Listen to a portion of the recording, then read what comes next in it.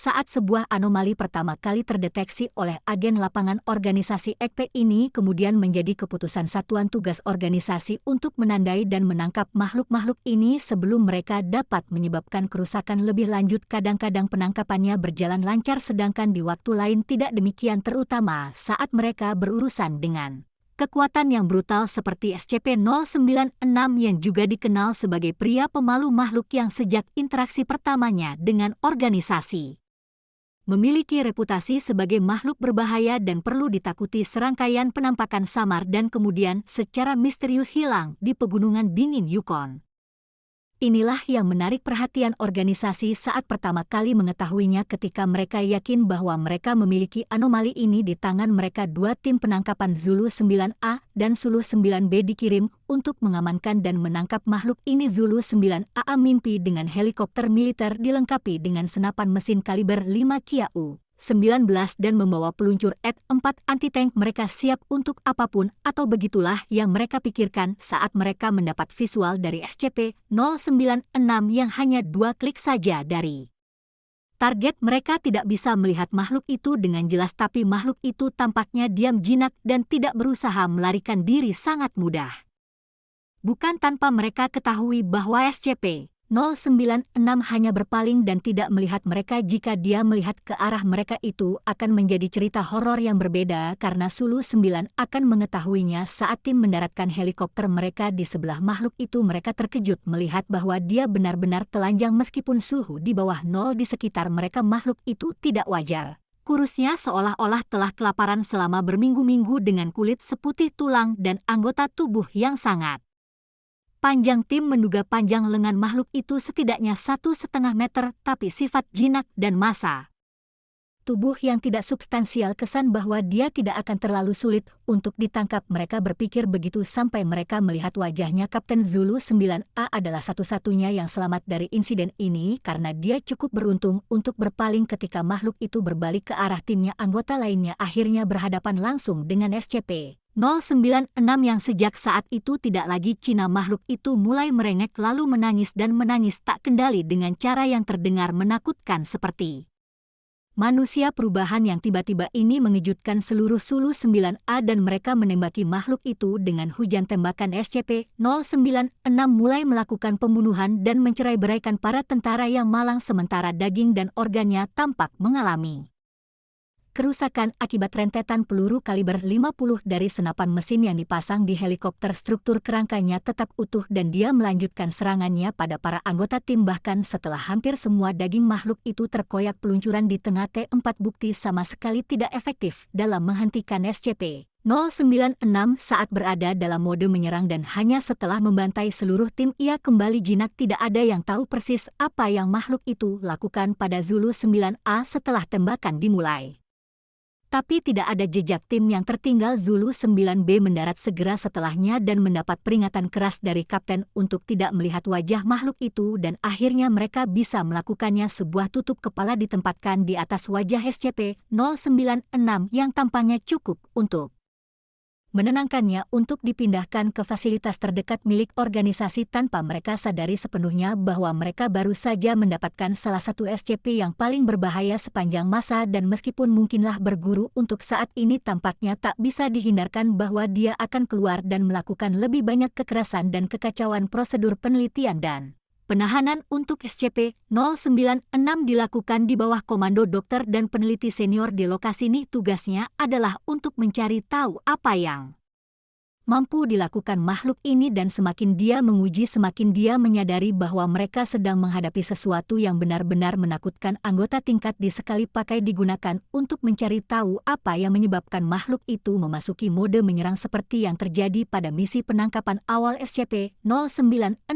mengamuk ketika salah satu anggota yang hadir melihat wajahnya. Pada tahap ini ia akan mengalami momen sedih yang tak terhentikan selama 1 hingga 2 menit. Dia menutupi wajahnya dan meratap dengan keras. Ketika momen sedih itu berakhir, makhluk itu tanpa ampun akan membantai setiap anggota tingkat D yang telah bak wajahnya dan seperti Zulu 9A tidak ada jejak tubuh. Mereka yang tertinggal dokter dan merasa ngeri dan tertarik dengan fenomena ini. Makhluk itu membunuh siapa saja yang melihat wajahnya. Cara langsung, tapi apakah hal yang sama dapat terjadi jika ada penggambaran wajah makhluk itu secara tidak langsung seperti lewat gambar dan video? Dokter dan sangat ingin tahu tentang lebih banyak anggota tingkat yang diuji coba untuk tes ini dan hasilnya menakutkan Toker dan menemukan bahwa makhluk itu memang masih memasuki mode menyerang.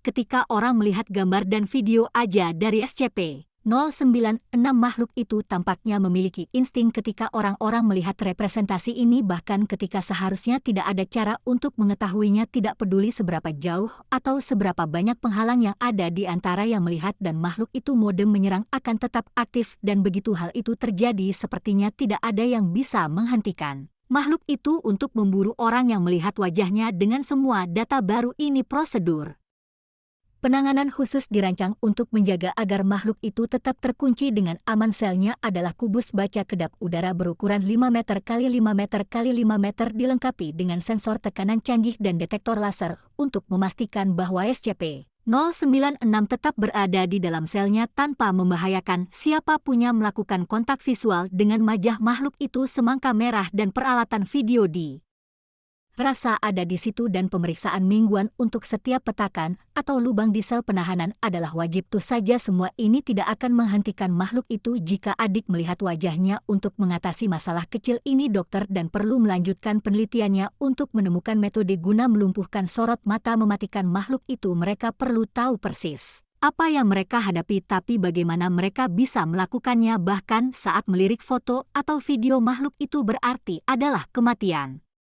Sebuah solusi potensial diusulkan, yaitu membuat gambaran artistik dari wajah makhluk itu, sesuatu yang belum pernah dicoba. Tapi bagaimana mereka bisa melakukan hal itu? Cukup mudah, mereka akan mencari tahanan tingkat dek yang punya bakat artistik, dan mereka kemudian menemukan seseorang yang pernah menjadi seniman tato sebelum dia menjadi kelinci percobaan untuk organisasi dokter, dan merumuskan rencana yang cerdik untuk menjaga agar orang 3D ini tetap hidup cukup lama dan secara akurat bisa menggambar wajah SCP-096.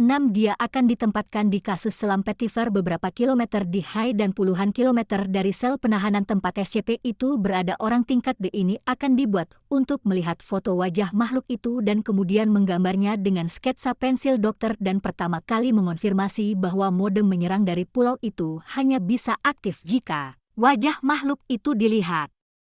Maka dia meminta orang tingkat D ini untuk melihat serangkaian foto bagian tubuh SCP satu persatu sampai akhirnya diakhiri dengan wajahnya. Orang tingkat D ini mulai menggambar dan bahkan berkomentar tentang betapa menyeramkannya wajah SCP itu, meskipun dia tidak tahu bahwa itu adalah hal yang mematikan. Sementara itu di sel penahanannya SCP-096, rasakan seseorang melihat wajahnya lalu ia menangis tidak terkontrol yang kemudian dilanjutkan dengan mode menyerang. Dia keluar dari sel penahanannya dengan mudah dan mulai langsung menuju anggota tingkat, yaitu jam melintasi jarak bermil-mil dari mangsanya. Orang tingkat D itu tidak mengetahuinya saat dia menyimpan gambar yang sudah jadi ke dalam kapal selam otomatis yang terpisah, tapi dia sudah akan mau Hai saat gambar tersebut sampai ke tangan seorang peneliti. SCP-096 menyelam ke dalam air dan mulai berenang ke arah sang seniman itu beberapa menit.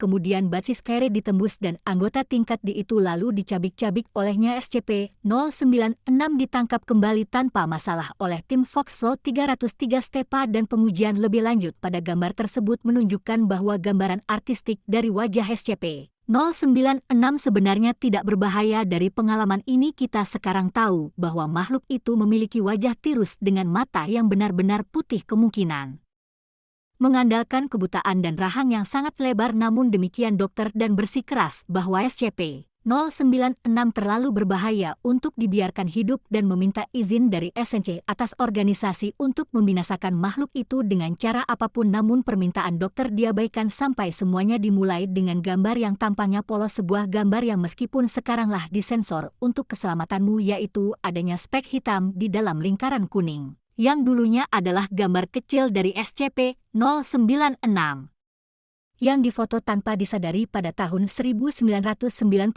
oleh pendaki semi-profesional. Suatu hari mereka melihat foto-foto lama ketika mata mereka melewati hal kecil itu tanpa menyadari bahwa dia telah melihat apapun, tapi SCP-096 menyadarinya dan mulai memasuki mode menyerang. Dia merusak kunci panan baja seperti kertas tisu yang menyebabkan pelepasan racun syaraf yang menewaskan sejumlah staf organisasi.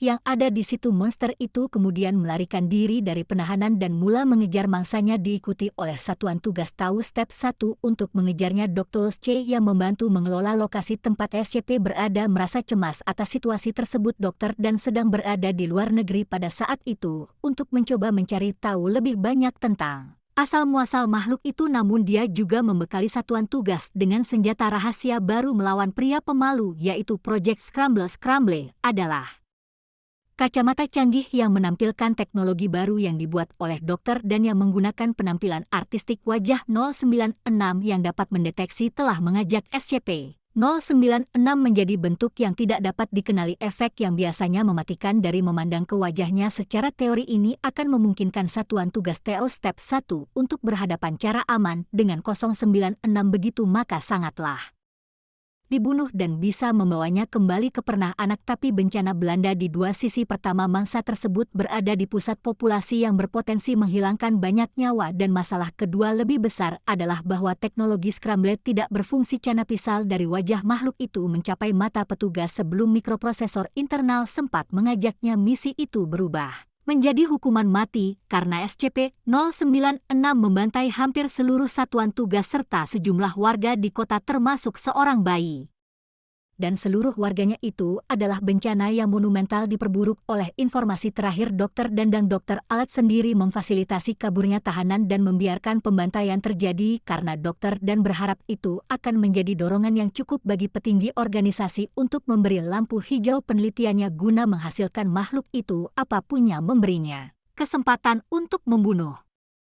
Makhluk ini akan sepadan dengan pertumpahan darah. Rencananya berhasil dan organisasi ACK melihatnya lalu menyetujui permintaan untuk memusnahkan SCP-096. Namun kesuksesan datang dengan pengorbanan dokter dan begitu dia menemukan cara untuk akhirnya membunuh makhluk itu, dan meskipun dapat sesuai tugas dia sendiri lalu dihukum mati oleh organisasi atas kejahatannya terhadap kemanusiaan. Tetapi mengingat seberapa besar kerusakan yang dapat ditimbulkan oleh SCP-0963 sampai ke pusat populasi besar, atau bahkan lebih buruk tertangkap kamera dan diserahkan ke audiens di seluruh dunia, dokter menganggap bahwa kematiannya sepadan dengan hal itu. Hingga hari ini organisasi sedang meneliti cara untuk membunuh makhluk itu sembari terus mencari peluru perak mereka, dan tekanan terus berlanjut. Mereka tidak menyangka bahwa gambar yang tampaknya biasa ini bisa memicu kaburnya tahanan itu dari foto yang diambil beberapa dekade lalu di mana pria pemalu hanya menempati 4 piksel kecil, 4 piksel kecil yang mengakibatkan banyak nyawa tak berdosa hilang. Jadi berhati-hatilah saat kamu melihat sesuatu karena entah berapa banyak foto makhluk lain yang bersembunyi di luar sana. Foto dengan titik polos di latar belakangnya, matamu melirik bahkan tidak memperhatikan titik kecil itu sampai kamu mendengar mandai kejauhan yang sepertinya semakin dekat